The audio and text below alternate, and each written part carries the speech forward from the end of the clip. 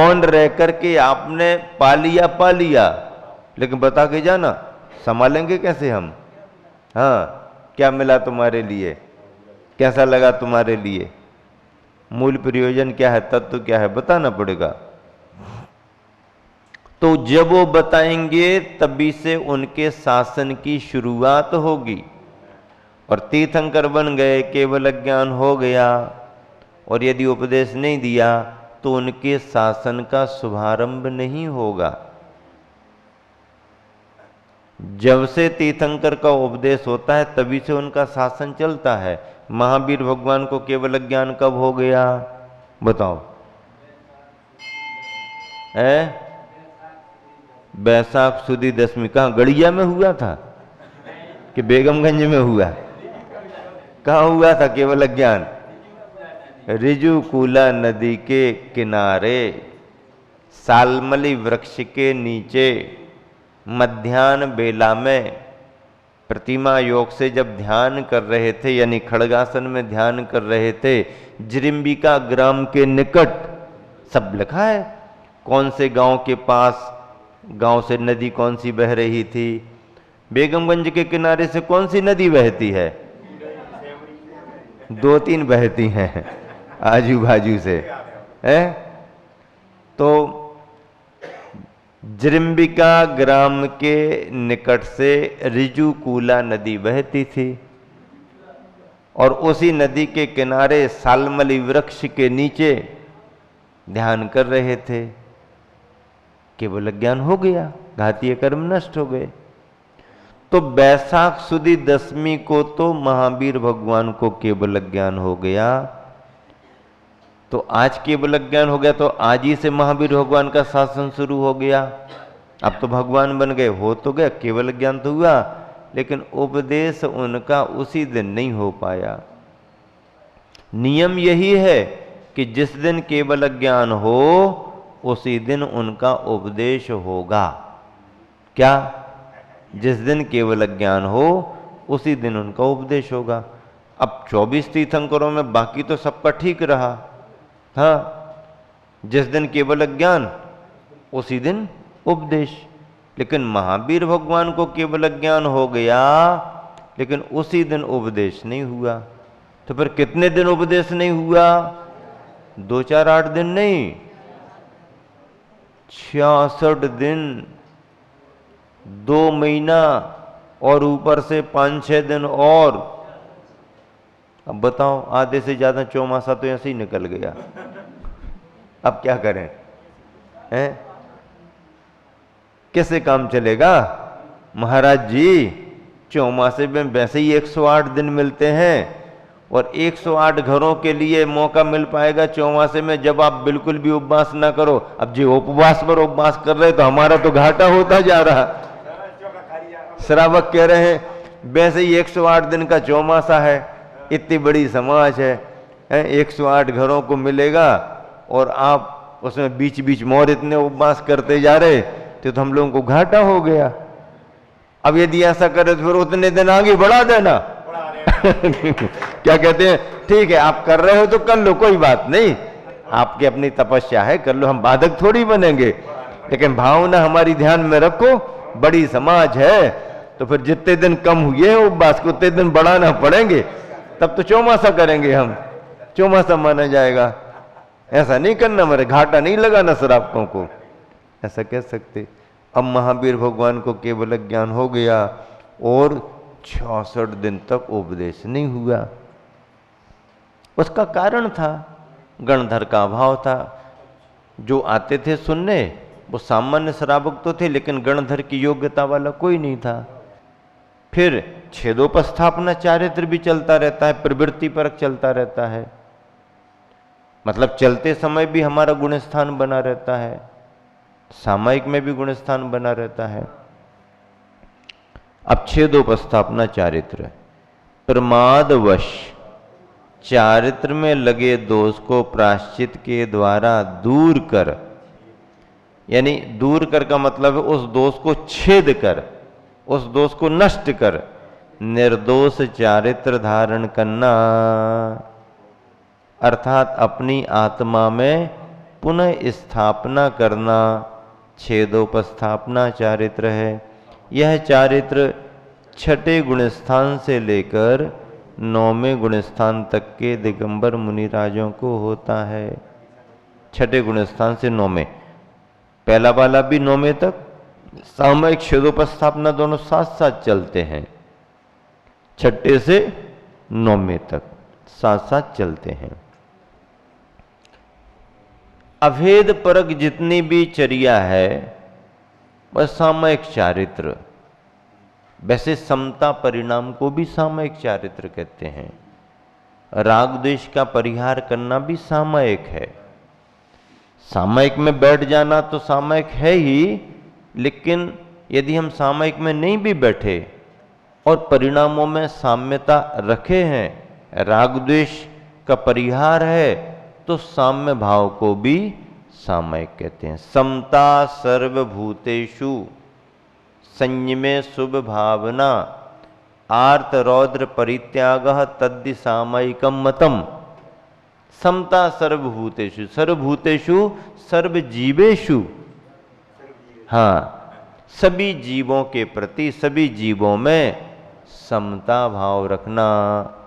अब सभी जीवों में समता भाव का अर्थ क्या? ये बहुत अमीर है तो इसी पर ज़्यादा ध्यान दो, ये सामान्य है, ये और सामान्य है, इसके पास कुछ भी नहीं है तो इसकी तरफ देखो ही नहीं। नहीं, ऐसा नहीं कर सकते। गरीबी अमीरी उसके भाग्य से होती है, लेकिन धर्म के क्षेत्र में तो सभी भव्यात्माओं को बराबरी का सम्मान मिलता है। हाँ ठीक है, पुण्य कर्म में किसी का ज़्यादा है, किसी का कम है, किसी की अभी उतनी पुण्य की वो नहीं है अवस्था, लेकिन भव्यात्मा तो है। ये बहुत बड़ा, ये छोटा, ये गोरा, ये काला, ये स्वस्थ, ये अस्वस्थ, ये सुंदर दिख रहा, बिल्कुल यहीं बैठे रहे ना, तुम हटना नहीं यहाँ से। अच्छा, हाँ, और ये बहुत, तुम्हें देख के बहुत मन लगता है। अच्छा, तुम कहाँ से आ गया? देखने की इच्छा नहीं हो रही? अरे भैया, वो भी एक परिणति है ना। तत्व का ज्ञान क्या है तुम्हारा? तत्व का ज्ञान क्या है? सुनो, कांटों से तो फिर भी बचा जा सकता है, फूलों से बचना बहुत कठिन है। हाँ, बैरी से फिर भी बच सकते हो आप, भैया उसके पास जाने नहीं। बैरी से फिर भी बचना आसान हो सकता है, लेकिन मित्रता में और राग के परिणामों से बचना आसान नहीं होता है। हाँ, देश को हम बहुत बुरा मानते हैं, राग को अच्छा मानते हैं, लेकिन द्वेष से भी ज्यादा घातक राग है। इसलिए क्रोध और मान पहले चले जाते हैं, माया चिपकी रहती है और लोभ तो अंत में ही जाता है। हाँ, राग का परिणाम लास्ट में ही जाता है, कसायों के क्रम में। इसलिए दुनिया में कांटों से फिर भी कोई बच सकता है, लेकिन फूलों से यदि कोई बच जाए, बहुत बड़ी साधना है उसकी। हाँ, उसे कोई पहचान पाए या ना पहचान पाए। हाँ, ऐसा साधक कुछ बताना भी नहीं चाहता क्या कर रहा है वो। समभाव अपन चाहते हैं, लेकिन जल्दी आ नहीं पाता है। पर हम चाहें बार बार समता भाव रखो, समता भाव रखो, तो आएगा। करत करत अभ्यास के आता है। आप विचार कर लो कि हमको राग थोड़ा कम करना है, द्वेष कम करना है, राग द्वेष से बचना बचना बचना बचना बचना, तो किसी ना किसी दिन तुम बच जाओगे। भावना भाना तो शुरू करो ना। कठिन तो सब भी है, पहले ही दिन थोड़ी आ जाता है, पहले ही दिन काम होता क्या है? एक कुल्हाड़ी का घाव लगाया और लकड़ी 2 टुकड़े हो जाए, वो लकड़ी नहीं होगी, वो ऐसी भूस-भूसी होगी वो। लकड़ी क्या होती है? ये एक ही घाव में कटती है क्या लकड़ी? वो कोई ऐसे ही होगा, थर्मोकोल वगैरह होगा, ऐसा किया और टूट गया। तो लकड़ी पहला लगा दिया तो पहले ही में कट जाए? नहीं, लकड़ी भी तो अपनी मजबूती रखती है। फिर पहले में नहीं कटी तो अब छोड़ दो इसको, नहीं, लगाते जाओ थोड़े थोड़े हाँ हाँ अब देखने लगा और आखिरी वाले प्रहार में टूट जाती है।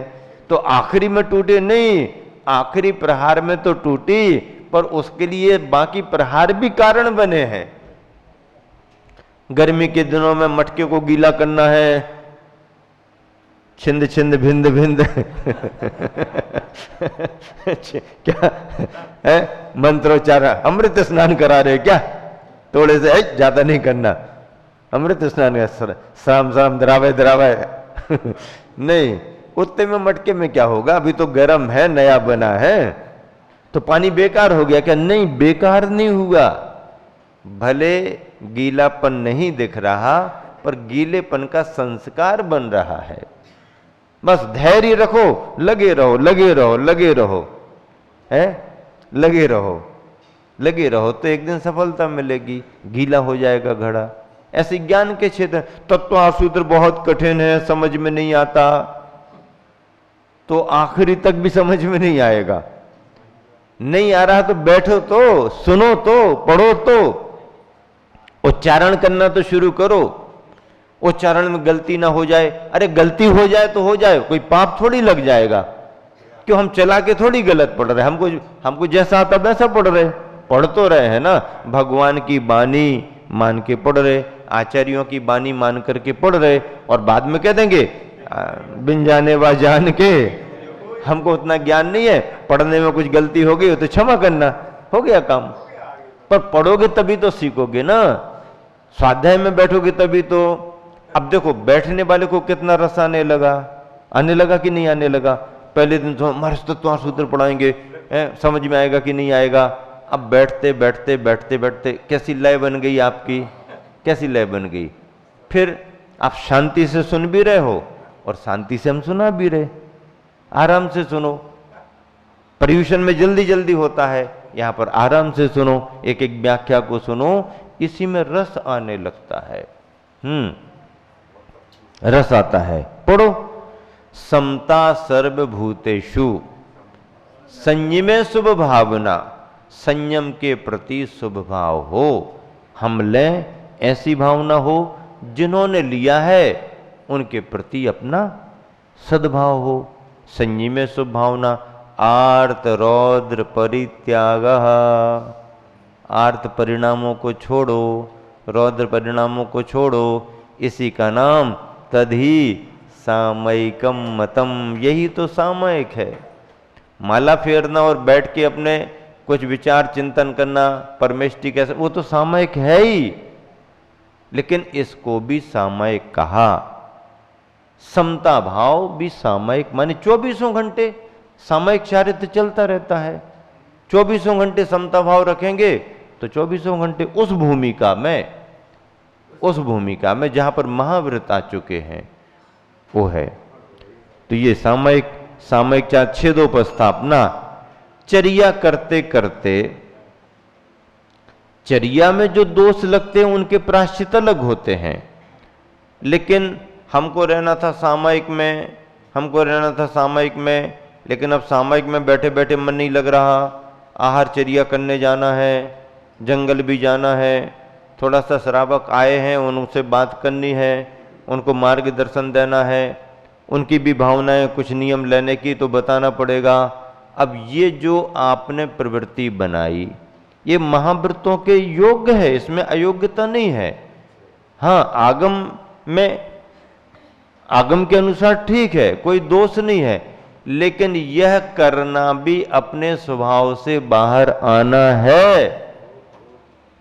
स्वभाव क्या है? समता सर्वभूतेषु संयमे स्वभावना, आर्तरौद्र परित्याग तद्धि सामयिकम मतम। अब ये ध्यान में कब तक बैठेंगे? उठे, प्रवृत्ति की, समितियों का पालन किया, आहार विहार निहार की क्रियाएं हुई। अब इससे फिर हमें ख्याल आया, अरे ये थोड़ी हमारा काम है, तो पुनः अपने उसमें आकर के बैठ गए, तो वो छेदोपस्थापना से पुनः सामयिक में आ गए, और सामयिक छेदोपस्थापना दोनों मिलकर के मुनियों की चर्या चारित्र 6वें गुण स्थान से लेकर 9वें तक चलता रहता है। ये सामयिक छेदोपस्थापना, जैसे कहा ना, कि प्रमादवश चारित्र में लगे दोष को प्रायश्चित के द्वारा दूर कर सामान्य से जो प्रक्रिया है उसके द्वारा निर्दोष चारित्र धारण करना, अर्थात अपनी आत्मा में पुनः स्थापन करना, छेद जो हुआ था उसका स्थापन करना, छेदोपस्थापनाचार्य। यह 6 से 9 तक। अच्छा, इस तरह से आज थोड़ा कम ही रखेंगे क्योंकि रविवार है। चलो इसी को और थोड़ा सा, तो सामयिक और छेदोपस्थापना ये दोनों प्रकार के चारित्र मुनियों को होते हैं। महाव्रतों से संबंध है, 28 मूल गुणों से संबंध है। गुरुवर आचार्य श्री एक उदाहरण देते हैं बहुत अच्छा। क्या उदाहरण देते हैं? जैसे अपन को समुद्र से सीपी से मोती प्राप्त हुआ, कोई भी मोती प्राप्त हुआ, तो जो मोती वास्तव में मोती है क्या? पानी है, जमा हुआ पानी, विशेष प्रकार की वातावरण में जमा हुआ पानी। स्वाति नक्षत्र रहा ज्योतिष शास्त्र के अनुसार और बारिश हुई, बूंद यदि उस नक्षत्र में गिरी और उसी समय सीपी में जाने का उसका योग बना तो वो बूंद मोती बन जाएगी, सीपी के अंदर की मोती। मोती तो कई प्रकार के होते हैं, वंश मुक्ता, गज मुक्ता, मेघ मुक्ता, सूकर मुक्ता, आचसीन मुकमाटी में को बहुत प्रकार। हाँ, जितने नाम तुम्हें मालूम नहीं होंगे आचसीन उतने प्रकार के नाम लिखे। हाँ, कई प्रकार की मुक्ताएं होती हैं। तो जब भी मोती प्राप्त होता है वो बहुत कीमती होता है, बहुत सुंदर होता है, निश्छिद्र भी होता है, गोल होता है, ठीक है ना। अब ऐसा कीमती सुंदर मोती हम कैसे बचा के रखें, कैसे सुरक्षित रखें? ऐसे गोल गोल तो सुरक्षित रख नहीं पाएंगे, तो उसे के लिए सुरक्षित रखने को उसमें छेद करके धागा डाल लो। अब चाहे गले में पहन लो और चाहे कहीं रख दो, अथवा किसी अंगूठी वगैरह में उसको लगा दो। तो वो अखंड मोती जो है सुरक्षित रखने का जो उपाय है, सामयिक चारित्र को सुरक्षित रखने का उपाय छेदोपस्थापना चारित्र है। इस छेदोपस्थापना चारित्र के बगैर सामयिक चारित्र सुरक्षित नहीं रह सकता। सामयिक चारित्र अखंड कीमती मोती के समान है, पर जब तक हम उसमें छेद नहीं करेंगे और उसमें धागा नहीं डालेंगे तो सुरक्षित नहीं रहेगा। ऐसे अखंड सामयिक चारित्र के मोती को सुरक्षित रखने के लिए छेदोपस्थापना चारित्र की व्यवस्था महावीर भगवान की।